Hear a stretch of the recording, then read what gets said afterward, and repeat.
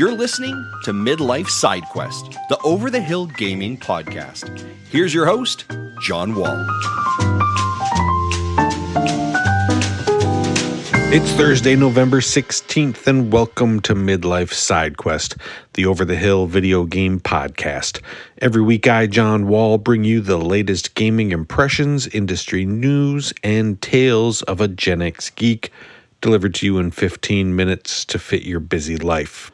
Thank you for tuning in this week. I am very happy to have you here because on this week's episode, I'll be talking about Call of Duty Modern Warfare 3. And to make sure that you never miss an episode, you can subscribe to the show, which is available on all major platforms, including Spotify and Apple Podcasts. And I would greatly appreciate it if you left a review while you are there. Also, if you'd like to chat about today's episode or just talk about games, you can find me on Twitter, Threads, and Facebook by searching for Midlife Side Quest. Every week I open the episode by sending out some positive vibes. It's a special shout out to somebody whom I admire and appreciate in an attempt to spread some good energy and make the gaming space a little bit more friendly. And this week's positive vibes are going out to the beautiful transgender community because this week is Trans Awareness Week. So I want to take a moment to celebrate all of the brave and wonderful transgender folks around the world, and especially the younger people out there, the kids. I didn't fully grasp how strong and brave these kids were until my own child came out to us. And in the years since, I have learned a lot and I have met a lot of great people, and I can now say how tremendously proud I am of all of you. It's not always the easiest road to walk, and they sadly don't always get the support that they deserve. But to all the trans youth out there and adults too, if you happen to hear this, just know how special you are and that you are loved.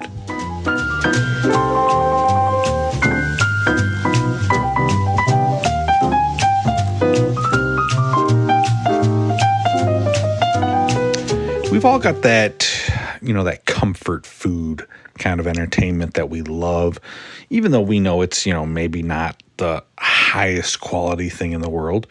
For me, it's shows like NCIS. I've been watching that for like 15 years, and I know that it doesn't have the best writing in the world, and nobody's going to win an Emmy for acting on that show, but it's got characters that I like, decent stories, and it doesn't take up too much of my attention to just sit back at the end of the night and enjoy. For my wife, it would probably be like the Twilight movies. And for video games, for me, that's always been Call of Duty. And I'm a campaign junkie when it comes to Call of Duty. I really don't care about the multiplayer at all. I left my quick reflexes back in 1998. When a new Call of Duty comes out, I want to spend the weekend playing a crazy single-player experience that's a roller coaster of intense shootouts and action set pieces. Get in, blow stuff up, get out, and have a good, stupid time for a couple of days. Well, last weekend, I was provided a review code for the latest game, and in that regard, I think Call of Duty Modern Warfare 3 does a pretty good job. So this is the third game since they've rebooted the Modern Warfare franchise. It's got all your favorite characters like Captain Price, Gaz, Soap, Ghost, and also there's the Liberation Fighter Farah and CIA agent Kate Laswell, all the characters that they've introduced over the last couple of games, and the group goes on a globe-trotting adventure to take down the terrorist Makarov before he can start a world war. As far as setups go, it is what it is. It's familiar, it's basic, it's just enough plot to give you a tangible reason to go shoot bad guys and blow stuff up. but I'm fine with that. Would I like a bit more? Sure, I wouldn't mind, a dose of Jack Ryan style political intrigue, but that's not what this is. And for a fairly generic chase the terrorist storyline, I think it's pretty well done. I think they tell a solid story, and the cinematics in particular are pretty darn good. That familiarity holds true for the gameplay as well. You've got, you're sneaking around in the tall grass mission. Your provide cover support from the air mission. Your sniper style missions. All the greatest hits are here. The one newer twist in this game there are certain levels which are a bit more open. Larger battlegrounds that you can kind of approach from different start points and complete your objectives in the order that you want.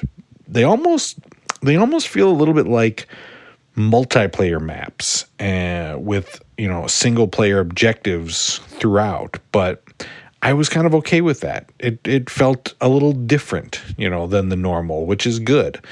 They even throw in some multiplayer style perks that you can find throughout the level and pick up, like the ability to call in a bombing run or to ping the enemy locations for a little while. I thought it was a nice touch, and it added some variety to the linear levels. Even though the action is treading familiar ground, to me at least, that doesn't make it any less fun. The shooting feels good, the visuals are really solid like they usually are, and it's got a simple but enjoyable enough story. And, that might be enough for me. That might be just fine. If I was going to knock something about this game, I guess I would say it's that the campaign just kind of ends. There's a pretty exciting final level to the game, but it doesn't really conclude anything. I was pretty sure that there was going to be another level after that, but then the credits just ran. It was weird. Just all of a sudden was over. Pretty odd conclusion. So, do I recommend the new Call of Duty game? It's kind of a tough question. It's difficult. Like I said, I don't play the multiplayer, so I can't really speak on that. I think if that's a mode that you play, like most people, I think the campaign is a good addition, and I might give this a recommendation. If you're weird like me and you only do the campaign, that's trickier, I absolutely enjoyed my time with it, but it's familiar and it's short. It was only like maybe 4 or 5 hours. If that bothers you, $70 might be a tough sell for just that. And I honestly wouldn't blame you. I do think that with the recent Microsoft acquisition, this would be a good time to reevaluate how they approach their campaigns. I really don't think we need one of these every single year, and maybe taking a couple of years in between would allow them to do something more that rises above just good enough.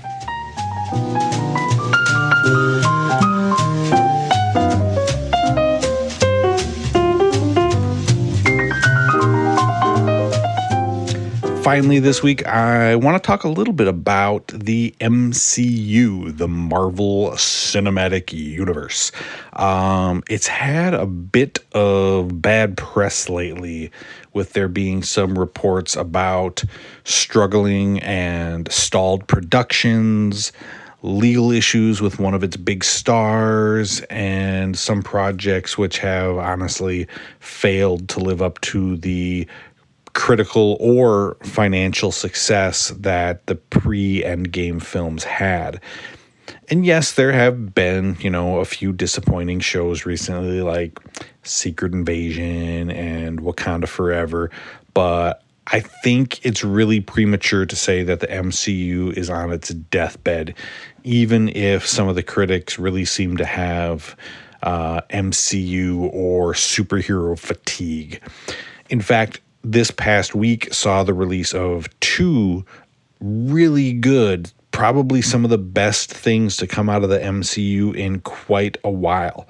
The first of which was the season finale of Loki Season 2, which absolutely knocked it out of the park and delivered an emotional and beautiful ending to that story arc. They just nailed it. Tom Hiddleston has been one of the bright spots of the MCU since the very beginning. And if this was his swan song as Loki, well, they did right by that character.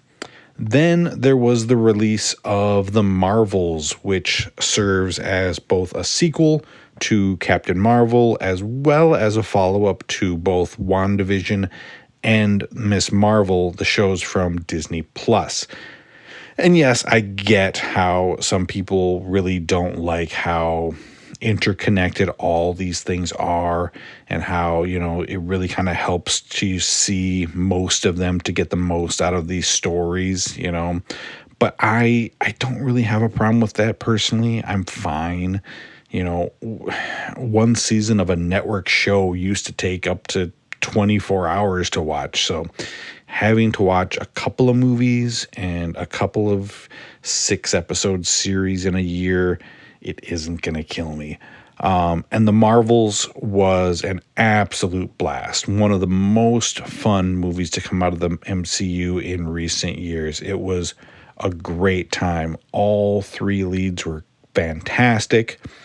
But Ms. Marvel steals the show and is the best thing about the movie. It's got great action. It's funny. And all the characters have great chemistry together. It was a really good time, and I highly recommend you go check it out. I think that the MCU has a lot of gas still left in the tank. Quickly, a little bit of programming update for the rest of this year. There will not be a new episode next Thursday due to it being Thanksgiving here in the U.S., but the show will return on November 30th, and then there will also not be an episode on December 28th during my holiday break. But then the show will return on Monday, January 1st, for an entire week of episodes where I'll be sharing my picks for my top 10 games of 2023. So 5 episodes, 1 week. It's going to be a lot of fun. So a little bit of a weird scheduling for the rest of the year, but I hope you enjoy the next bunch of episodes I've got lined up. I'm going to be talking about Alan Wake 2, Super Mario RPG, and who knows what else. So thank you for listening to Midlife Side Quest. I really appreciate you taking time in your day for me. Don't forget you can catch a new episode of the show every Thursday morning, except next week, wherever you listen to podcasts, and you can show your support by subscribing and leaving a review. And if you'd like to chat, look for Midlife Side Quest on Threads, Twitter, or Facebook. So until next week, be well and happy gaming.